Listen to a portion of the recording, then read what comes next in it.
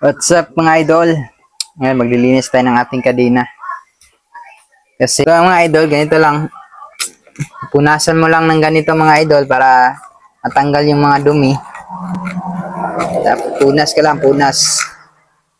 Tingnan nyo mga idol, tingnan nyo yung dumi. Galing lahat yan sa ating kadena. Yan. Kailangan natin tanggalin yan kasi lalagyan natin siya nito ulit. Ito, chin lobe. Para hindi kagaya ng oil. Hindi kagaya ng oil.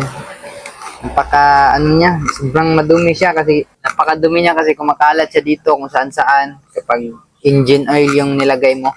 Mas maganda talaga tong chin lobe kasi kapag mag-washing ka, maglinis ka na kadena, matatanggal lang siya.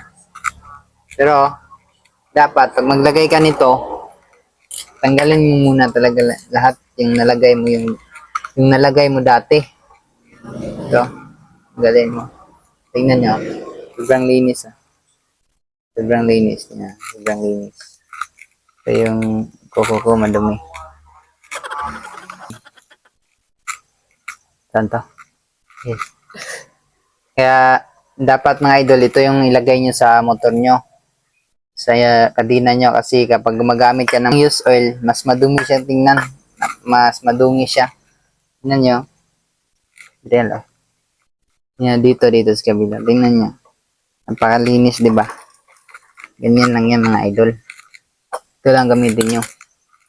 Chain lube. Chain lube lang.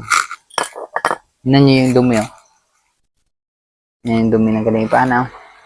Tingnan nyo yung dumi yung kadena, oh. Oh, tingnan nyo. Lahat. Pero kapag used oil yung gamit nyo, hindi na siya matatanggal. Mahirapan ka na magtanggal. Hindi katulad ng chin lube. Pag mag-washing ka, matatanggal lang siya. Maglagay kayo mga idol, ganito lang ang mga idol, oh. Pag maglagay kayo mga idol, ganito lang. Balik. Ingon na kung okay na. Pag maglagay kayo mga idol, ganito lang. Shake lang, shake. Tapos ganyan.